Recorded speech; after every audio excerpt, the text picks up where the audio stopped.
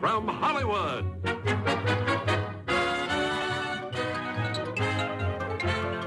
the Jack Benny Program.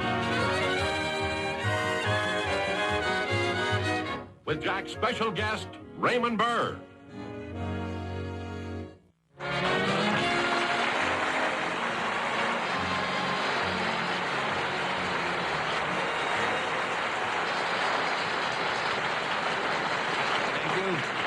Thank you very much, ladies and gentlemen, and welcome to our show. Now, before we go on with the program, I have a rather unusual anecdote I'd like to convey to you. I feel it has various humorous overtones which you will appreciate. Wait, hold it, Raymond, hold it. Just 1 second. Please, hold it.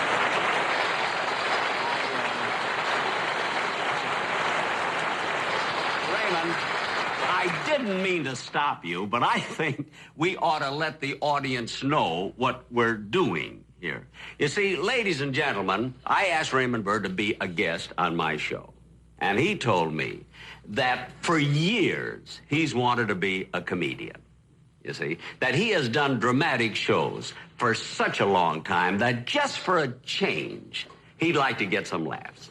So I said, all right, Ray, if you come on my show, you can be the comedian, you can tell the jokes, you can get the laughs. You see? Laugh? So far, I can't even get a word in. Oh, well, I'm sorry, but I did have to explain it to them, you see. Oh, and I have a little suggestion. You see, your entrance for a comedian, your entrance was much too formal. See, too stiff.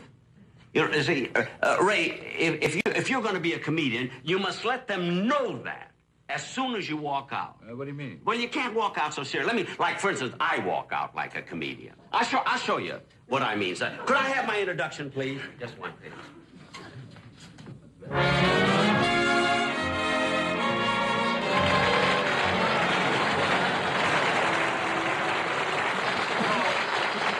Now, I don't always do that skip. You see what I mean? That just in case I sense a tough audience. I think I get your point, Jack. You want me to make an entrance to prepare the audience for the lighter type of entertainment. Yes, if you want to be a comedian. Now go out and try it. You just try it yourself. Now, ladies and gentlemen, it gives me great pleasure to present television's newest comedian, Raymond Burr.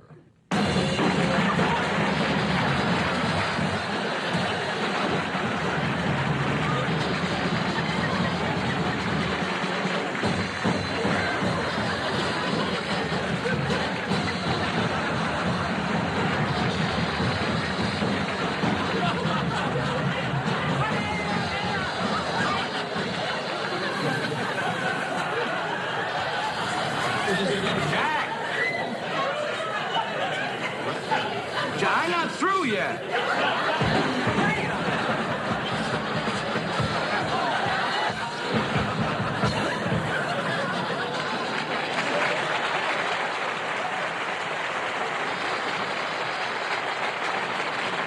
that what you had in mind? What'd you say? Is that what you had in mind? Well, let me put it this way. After that entrance, they won't expect the Gettysburg Address.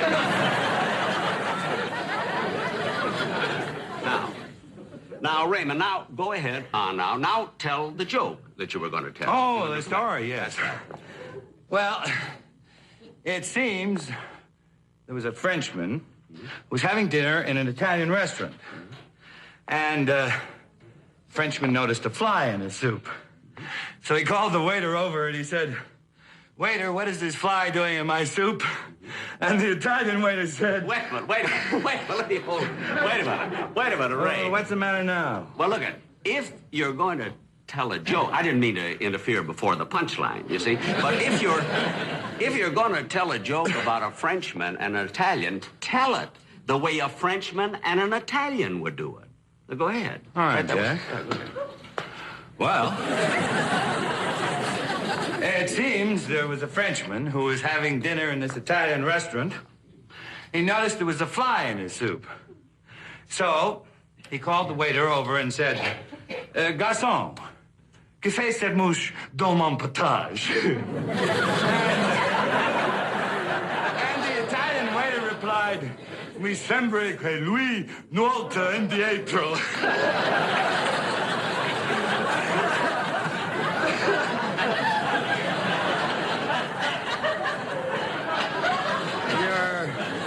You're not laughing, Jack. Didn't you get the joke? What's that? I said, you're not laughing. Didn't you get the joke? No, but I'll bet it's killing him at the United Nations.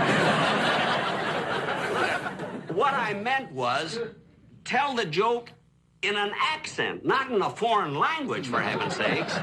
Let's forget the joke and the monologue, Jack, and let's get on with the show. What's next? Well, here, if you're going to be the star, the comedian, here's where you introduce Dennis Day. You see, but I'm warning you, right now, this kid is the most stupid kid you've ever seen in your life. I mean, he does the silly, he'll drive you nuts. Dennis will? Yeah. Look, in 25 years, he hasn't said one intelligent thing, really. Well, thanks for warning me. Go ahead, you introduce it. All right, ladies and gentlemen, at this time, it gives me great pleasure to introduce one of the most popular personalities in television, Mr. Dennis Day.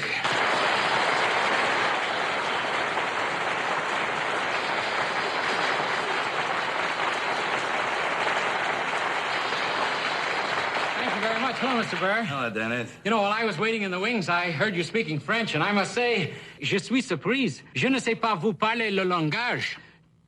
Parlez-vous français? Oh, mais oui, je étudié français à l'école, et je pense qu'il est un beau langage. Oh, je suis d'accord. Il est charmant, mon Un langage très beau. And you know, incidentally, Mr. Burr, I thought that story you told was very funny. You know, where the Italian waiter said, mi sembra che lui nuota indietro.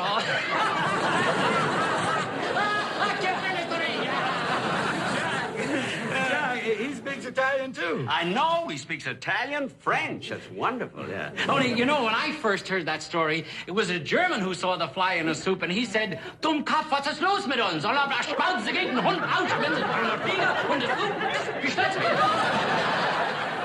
And it was a Japanese waiter who said, oh, gomen kudasai, arigato gozaimasu, soshimata yukuru.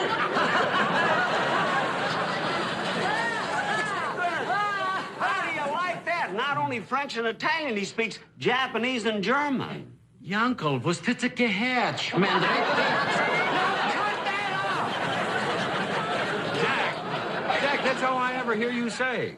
Cut that out. Cut that out. It sounds so stupid. In 25 years, he's never said one intelligent thing. Dennis, get off the stage and get ready for the sketch we're going to do. Okay. As they say in Outer Mongolia, mój towarzysz, niczego nie понимаешь по-русски. All right. Kennedy? Now, I want to hear the end of that wonderful joke you were telling. Oh, no, let's forget the joke, Jack. You know, I'm beginning to think my idea was a big mistake. I'm not cut out to be a comedian. I better stick to legitimate drama. No, wait a minute, Ray. Don't give up so easily. You know, I don't know whether you're aware of this or not. You know, comedy and drama are very closely related. Well, to a certain extent. No, more than that. I can take any dramatic scene that anyone plays, and just by changing a word here and there, can make it into a comedy. Now, for instance, what would you say was the greatest dramatic scene that you have ever done in pictures? Now, I'll show you what I can do with it. Oh, let's see. Well, I once did a picture about the United States Air Force during a crucial period in World War II while we were going over Germany on nightly bomb raids.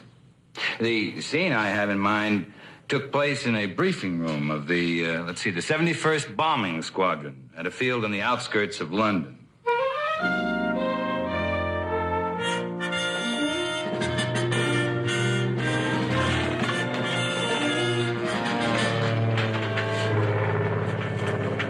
Major Larson. Yes? General Sneed is here. Attention!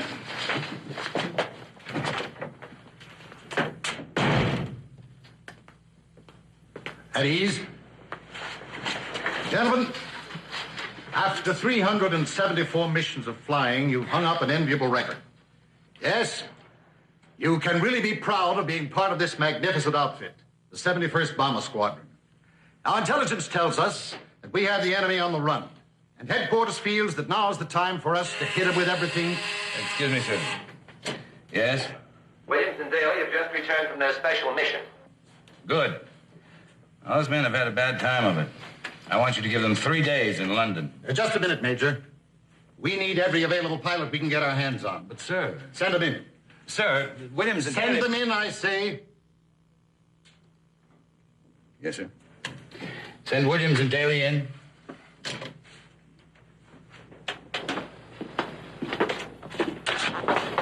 Now, gentlemen, as I was saying, we have the enemy on the run. And headquarters feels that we should hit him now with everything we've got. So pay close attention. 71st Bomber Squadron will fly in low over the Rhine River and will knock out the ammunition dump at Hamburg. Then, when they expect us to go to Berlin, we're going to double back and hit our real objectives. The railroad stations at Düsseldorf, Stuttgart, and Mainz. Major Larson, I want your men on the line at 0800. Yes, sir. Now, before we leave, are there any questions? No question, sir, but I don't think Williams should fly. He's wounded.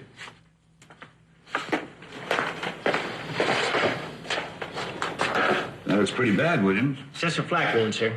Some shrapnel hit the ship when I was flying at 2,500 feet. Why were you flying so low? I was carrying a double bomb load. Oh, I see. Now, that extra 2,000 pounds would make the difference. Excuse me, sir. Yes. Oh, he's talking now? Thanks. Gentlemen, perhaps this will serve as an inspiration for us in our battle against the enemy. We will fight them in the valleys. We will fight them in the fields. We will fight them in the hills. We will never give in. And when the history of the war is written, they will say, this was England's finest hour. Gentlemen, I guess there's nothing that I can add to that. You have 3 minutes to get to your battle stations. Good luck.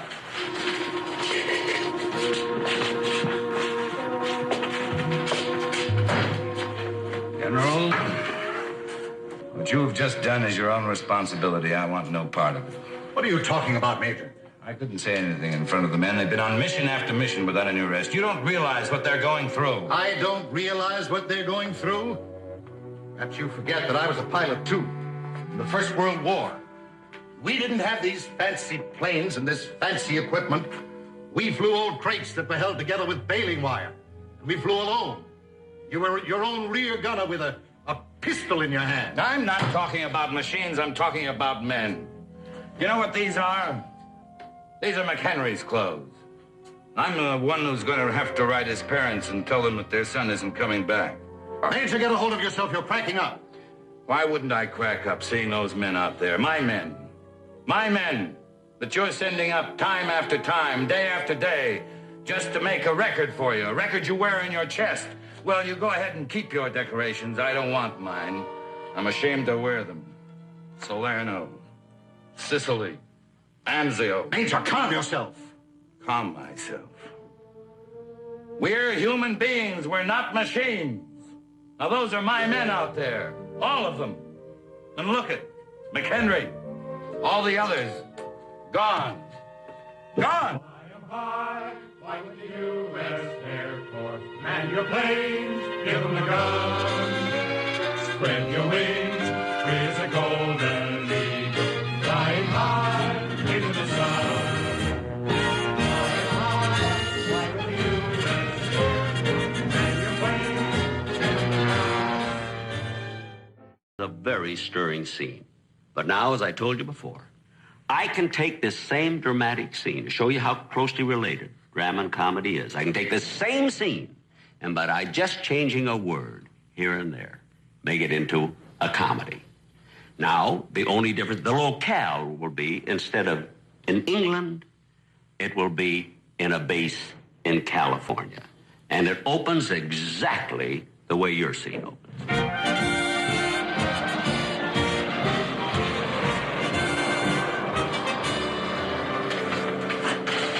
Major Larson, Yes. General Sneed is here. Oh, thank you. Attention.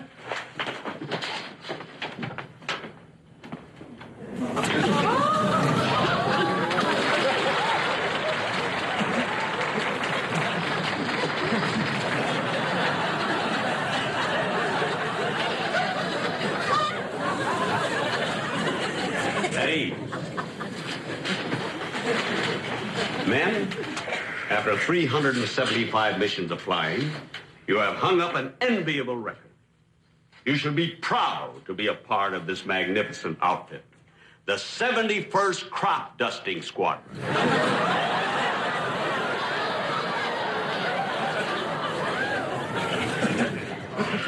Now, as you know, we have the men on the run. We have our enemy on. But headquarters wants us to hit them right now with everything we've got. Excuse me, General. Yes? Williams and Daly have just returned from their special mission. Good. Now, those men have had it pretty bad. They're due for some fun. I want you to give them 3 days in Pasadena.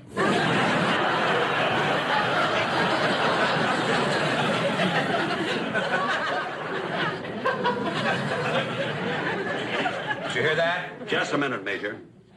But, sir. We have to have every pilot available. But, sir. Send them in. Sir, these men have been flying. Send them in, I say.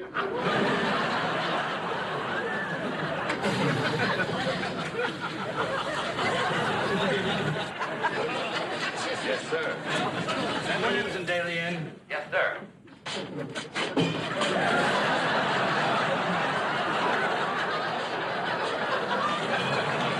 Glad you made it back, Williams. Now, men. As I said before, we have the enemy on the run. But right now, we have to hit them with everything we've got. So pay attention. Now, right here, we will fly low over the Los Angeles River. Then we'll head north, knocking out the boll weevils at Bakersfield.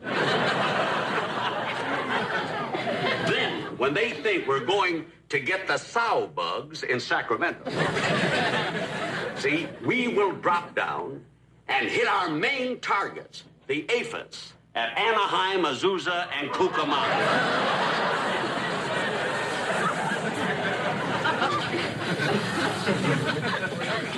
Major, I want your men on the line at 2:30.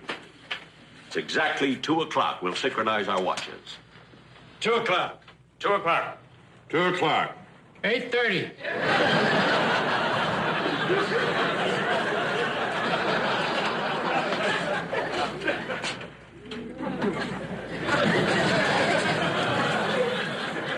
Oh. Major, you have a wounded man here. Williams, how come you're not having that treated? Oh, that's nothing, sir. What do you mean, nothing? You're bleeding. No, that isn't blood. I was just flying too low and I hit a tomato patch.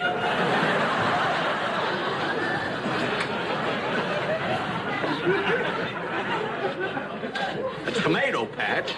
At what altitude were you flying? 12 feet, sir. Why were you flying so low? After he eats his lunch, he's lucky if he can get his plane off the ground.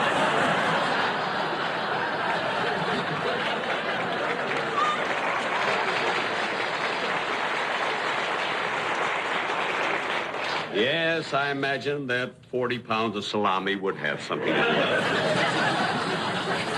Now, men, you must realize that we are in a never-ending battle. When the caterpillars are finished, the boll weevils come. When the boll weevils are gone, the aphids are here. We've got to work day and night to keep this country... Excuse me, General. Yes? Oh, he's talking now? Thanks. Gentlemen, I'm sure this will serve as an inspiration for us in our great struggle against these insects. We will fight them in the valley. We will fight them in the fields. We will fight them in the hills. We will never give in.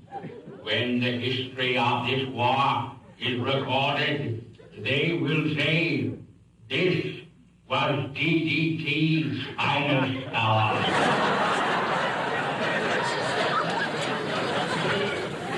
Pilots of the 71st Crop Dusting Squadron report to their planes immediately.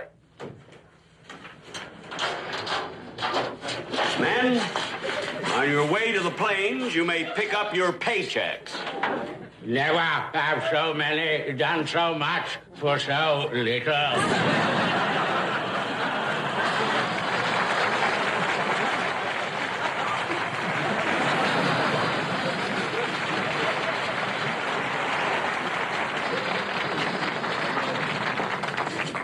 The responsibility for what you have just done is on your own shoulders. I want no part of it.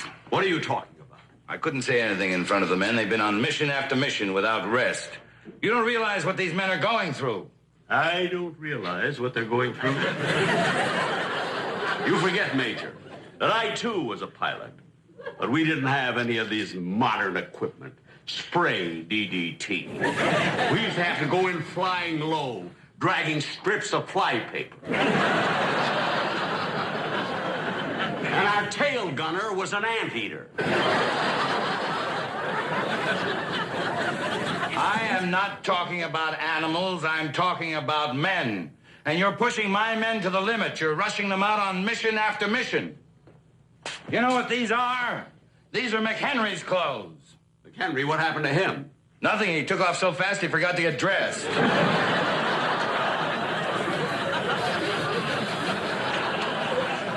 And let me tell you something. It's all your fault. The responsibility is on your shoulders. You're inhuman. You've got a flip gun for a heart. Major, take hold of yourself. You're cracking up. Around here, you don't crack up, you go buggy. Major, control yourself. Let me tell you something. I am sick and tired of sending my men out time after time just so you can be a big man with the Farm Bureau. Major, control yourself. You and all your decorations. Stockton, Anaheim, Major, Bakersfield, control yourself. Cucamonga.